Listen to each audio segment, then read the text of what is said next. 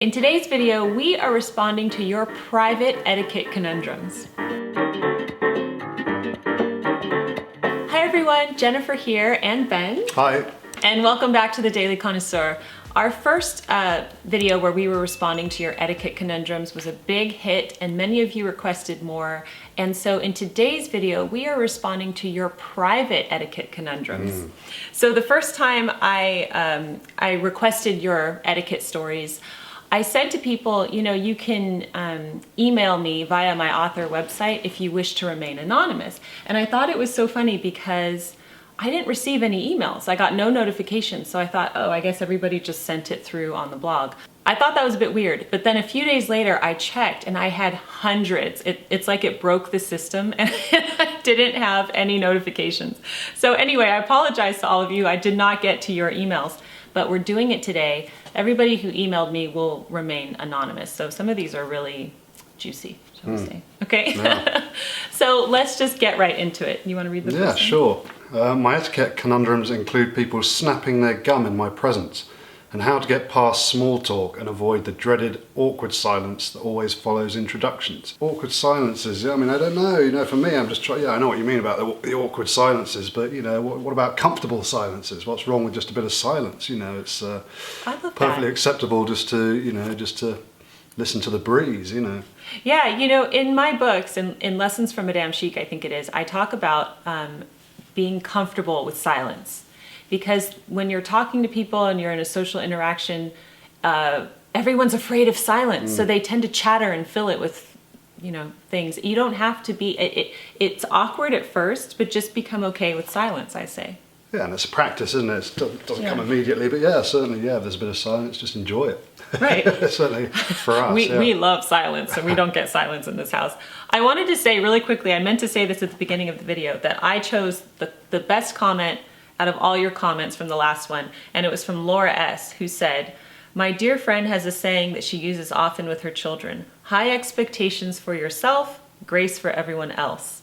And I love that. Yeah, I so, like that. you know, for the gum chewing, just have high expectations for yourself, and maybe you don't smack gum in other people's faces, but if people do that with you, there's Yeah, not I mean, there are much you certain can do. situations where gum's just unacceptable, isn't there? You know, Yeah. you wouldn't chew gum at a job interview, or, Right. you know, so I mean, that's pretty obvious. But, Right. In a casual setting, you know, some people chew gum. Okay, I'm going to read the next one. It says, "I've always had this question. If I were in conversation with a person and I see a third person I know, is it rude to acknowledge the other person, meaning you're not giving undivided attention to the person you're with? I've been on the other side as well when I see a person I know in conversation with another, and I wonder if I should say hello or acknowledge them." This is a good one. This happens to everybody. So basically, you're talking with somebody. yeah, and someone else you know passes by. Yeah, I that mean, you know. I think it's fine just to give the little wave as you're in conversation, but you certainly wouldn't peel away and just sort of cut the other person short and start talking to your other friend, you know. So yeah. Right. I would say read the situation. If somebody's telling you, you know, a story that you really need to listen to, let's say they're having a really hard time and they're telling you a story, you know, maybe just keep your attention on them. Your friend will understand, but just be. But I think you can also create maybe a little bit of space, you know, create a little bit of room so the other person has the option of joining the conversation. Oh, But I yeah. like that. Yeah, the body language. Just open up your body language and, you know, you can wave hi. If it's just a casual, light conversation, just bring the other person in and introduce them to the other person. One question that I don't have on here that I wanted to answer from the last one was, what do you do when you are talking with somebody and someone walks in and they don't introduce you by name? And I was going to say, usually this is because they don't remember the other person's name, and that happens to me all the time. Yeah, I mean, I've had that a lot. I just, in the moment, just forget someone's name. So Right. the last thing you want to do is introduce them, and what are you going to say? Sort of, "Hi, this is, Yes. yeah, remind me of your name again?" Yeah, it's just a bit embarrassing. So sometimes it's best just to say nothing and let the conversation evolve, yeah. And I would say if you're in that position where it's a bit awkward, you don't know the other person's name, just save the person who can't remember the name and reach out and say, "Hello, my name's Jennifer." You know what I mean? And then the other person will say their name, and then we all know each other's name. Yeah. So that's a good one. "Dear Mr. and Mrs. Connoisseur," that's us. "This is my marriage etiquette conundrum." She says, "I'm very lucky to be married to an amazing, talented, and handsome husband. Sometimes other women flirt or go overboard in complimenting him. It often occurs at places that we frequent, like the country club, golf tournament, dinners, etc. My husband is respectful and does not engage. We are able to talk about it without getting into an argument. However, in the moment it happens, I get irritated and it spoils the dinner party for me. Okay, and then she goes on. She says, when someone is going on and on with compliments, how do I politely tell them to get lost? How do you politely confront someone that's flirting with your husband? We get this all the time, don't we? I knew you were going to say that. Yeah, we don't get out much, but This is so funny. oh yeah, it's basic jealousy, isn't it? I think, and you know, everyone suffers from the same thing. But I think just I mean, your husband must be very handsome, which of course I can relate to this. What do you do? So which golf clubs are these? We must get down there. it sounds like your husband's being respectful and not, I really don't know what to say to this. I mean, I think that you... Well, you can't sort of go around shutting everyone down, can you? Like, yes. Oh, can you not speak to my husband like right. that? Or that kind of stuff. You just have to let it go and be confident in your relationship. Yeah. Nothing's going to happen, and hopefully, at a sort of public place like the golf club, it's like, what's going to happen? Just right. Totally. It's just conversation, I think, really. And if you're uncomfortable with it, maybe just, let's say he's talking to, someone else, just maybe sit down next to him and join the conversation, you know what I mean? And make your presence known. It's funny because I'm reading that Amory Ames mystery series right now, and that's the dynamic between the married couple in that book, so I think that's quite funny. But yeah, you can't tell somebody to get lost. Just you're fine. Just have the confidence in knowing that you are enough. Exactly. My etiquette horror story involves staying with a certain friend of mine. We've been friends since university and now live in different cities.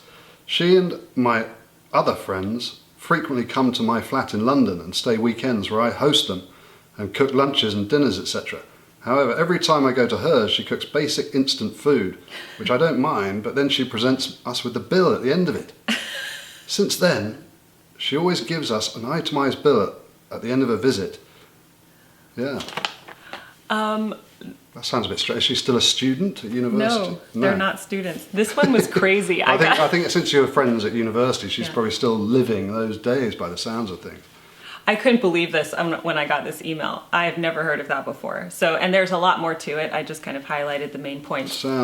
But basically, she goes to see her friend, and her friend, at the end of her stay, gives her an itemized bill of what she owes her. I don't get that at all, yeah. No, that's really poor manners. I think if you're hosting somebody, you host them. If they're staying with you for a long period of time, sure, let them treat you to some groceries or they pay for dinner.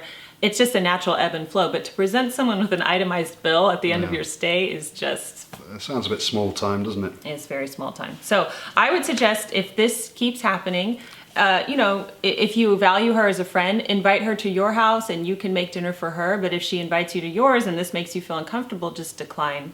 That's what I would say. Yeah. I would say don't set yourself up for another itemized bill. This lady had a two-part question. Okay.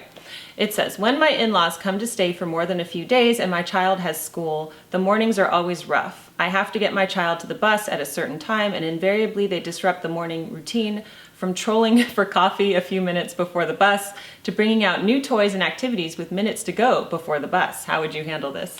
I think, when you have house guests and it disrupts your routine. So I would just say to them, quietly in the morning, say, we have to get ready for the bus, and any activities you have planned we can do after school. Well, exactly, yeah, just keep it simple, have a quiet word and say the most important thing we've got this morning is getting the kids to school on time. We'll get coffee later. Yeah. Okay, and her second part is, my husband and I entertain very often, and every time we have the neighbors over, it turns into a giant potluck. At the end, they insist on doing the dishes and putting the dishes away. What are some guidelines for guests in regards to tidying up after a party? Do you allow them to do it, or do you say, no, I've got it, I'll do it? If a guest wants to help out and wash a couple of dishes, why not allow them to do it? Yeah, I think it depends on the circumstance. Yeah, you're not going to get them to clean the whole house. But, that would be nice. But yeah, why not? If you're comfortable with it, some people aren't. Some people don't. Some women just say, just leave it. I don't want you doing my dishes. It's weird. Some women, if it's your sister coming over, then yes, she can help you with the dishes. I would just read the situation. I would always, as a guest, offer to help. And if they want your help, and if you want help, then ask for it. And it shouldn't be an awkward situation. Yeah. I have a job interview coming up for a fashion store that's like Tommy Hilfiger, Michael Kors, etc. I'm grateful for the opportunity. Now I'm slightly worried. Will it be rude that I come to the interview with a bag from a different label since I don't own anything from their brand? I hope it does not come off as snobbish, but it is something that runs in my head. Well, yeah.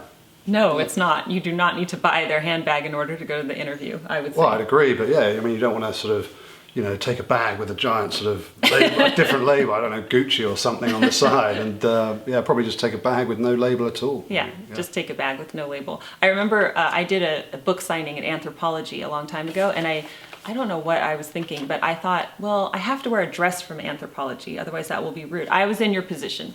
And I ended up buying a dress that was pretty and nice, but I didn't need to do that necessarily. I mean, it's a nice gesture, but don't go into debt, certainly, or buy something you can't afford just to... That's not what is going to get you the interview, is your handbag, basically. It's going to be your demeanor and your work and your resume and everything, so... Yeah, agreed, yeah. Etiquette question. I had a co-worker who told me she and others had a secret signal. When they were angry with staff or admin, they would use a finger and rub it against their noses. That was their way of giving the finger. Months later, she did it to me in several different situations. I chose to ignore it, but I'm not sure that was the best way to handle it. It made me feel terrible. Ironically, she won an award for Outstanding Employee. Right. Yeah, I mean, it's whispering, quietly and having secret signals, and yeah, it can definitely sort of undermine people's confidence in the workplace. Yeah, it should be a team working together would be my opinion, yeah. Some of these were shocking. I mean, I'm shocked by this too. I think it's wild that the woman told you about this secret symbol and then she did it to you. Okay? So people who do that, I just sometimes with certain people, just kind of stay away from them because it sounds like she's not a very nice person. If that's bold, I think. So I think by ignoring it, just rise above it. I think you actually handled it well. If it bothers you, talk to a loved one about it, but it's so hard in the work environment, isn't it? Because you have to see these people day after day. But yeah, agreed. I mean, what can you do? Yeah, it sort of tinges on bullying a little bit, really, doesn't it? But difficult one. I have an etiquette question that's gone unaddressed for years. My husband and I lean more toward the minimalistic side of things, and our extended family definitely doesn't. So she goes on to say about gifts, and ultimately her question is there a tactful way to let people know what items we would like to receive, either for ourselves or for our children? Because she often receives items that she doesn't want.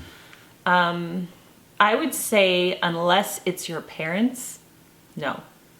Yeah, you can't pick and choose your gifts, can you? I mean, you just got to allow people, they're generous enough to give you a gift, just accept it. Yeah. Gratefully, yeah.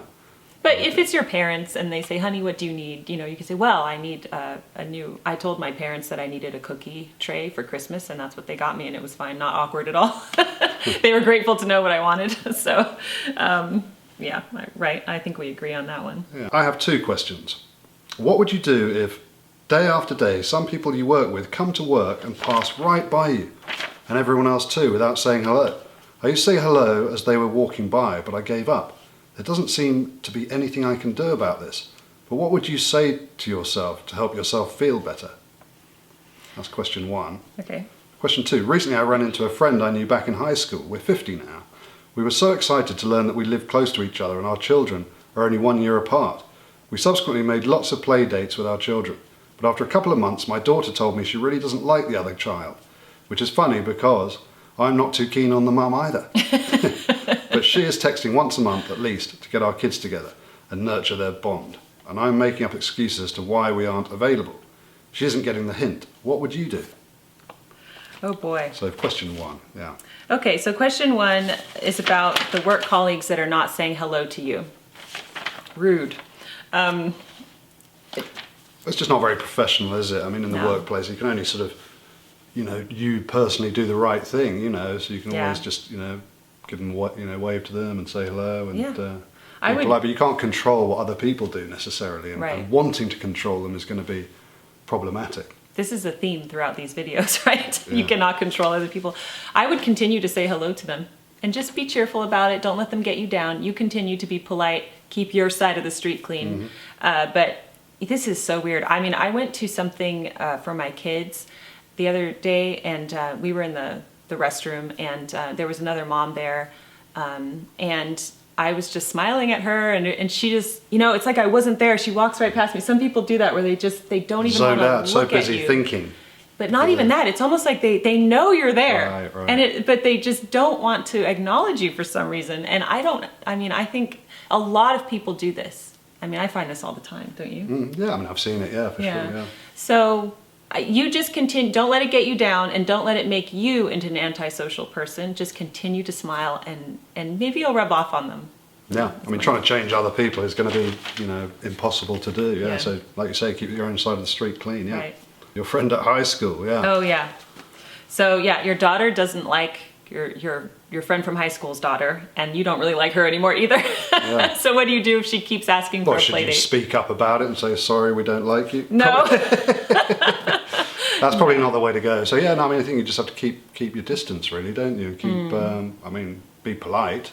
Right. Respond to a text, but yeah. Yes, and it just depends. Do you want to end the friendship totally, or do you want to just see her every now and then? I don't know, maybe just be busy the next few times she asks for a people tend to get the message, they don't get the they? message. And, But if she's not getting the message, you could go out and have coffee with her, maybe without the daughters. Just don't have a play date if your daughter, doesn't, for some reason, doesn't enjoy playing with the other child. That's what I would say.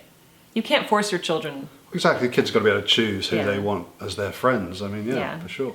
We would love to hear what you think about all of this, by the way. Please leave your comments below. It's okay if you disagree with us. Like I said, Ben and I don't know everything. We're just giving you our take. Yeah, we're not on experts things. for sure, and most of these I've probably done. I have a really funny story that I just want to close out with. I thought that this was so funny, okay? And it's not really a question, it's just a comment. So here we go. It says, many years ago, my daughter married the son of another Madame Chic from the 16th in Paris. Prior to the wedding day, I was invited to stay with the family in their country home outside of Lyon. By the way, you're so lucky. As a courtesy for being their guest and their reluctance to accept my invitation to take them out to dinner, my daughter volunteered me to cook dinner for the family. While I enjoy cooking, being in an ancient kitchen in a different country was quite intimidating, adding to the stress of wanting to make a nice impression on the family of our future son-in-law. When dinner was about to be served, I asked my daughter to find me a serving bowl for the pasta. She quickly opened the antique sideboard and handed me a well-worn white bowl, which was then filled and placed on the serving cart, along with the rest of the accompaniments, and wheeled into the dining room. When dinner was over, and as I was assisting with the dishwashing, my daughter's future mother-in-law said something in French to my daughter, which I didn't understand, and they both laughed hysterically. I unwittingly served the pasta in an old chamber pot. In an enormous effort to be polite, the family ate the pasta without letting on during dinner the origin of the bowl. Now that's, I believe, an extreme example of politeness. I thought that was so funny. Yes, their family is very polite, and sometimes you just need to bite your tongue. I did so many faux pas when I lived with Madame Chic in Paris. I said so many things. It's in the book. Some of them I won't say on this because it's more adult, but I would say things that made sense in English, and I would kind of say them in franglais. That's what I called it. And it means something totally different in French. Totally embarrassed myself. So have you made faux pas like that? I'm sure you have. Oh, I'm sure I have. I can't think of any off the top of my head, but Yes. yeah, no, absolutely. I haven't served dinner in a chamber pot, but I thought that was funny, and they were all very polite about it. So kudos to that family. Thank you for joining us for another etiquette chat today. Pleasure. And thank you so much for joining us on The Daily Connoisseur. If you enjoy these types of videos, please give this video a thumbs up and be sure to share it with your friends. Thank you for joining us, and we will see you in our next video. Bye.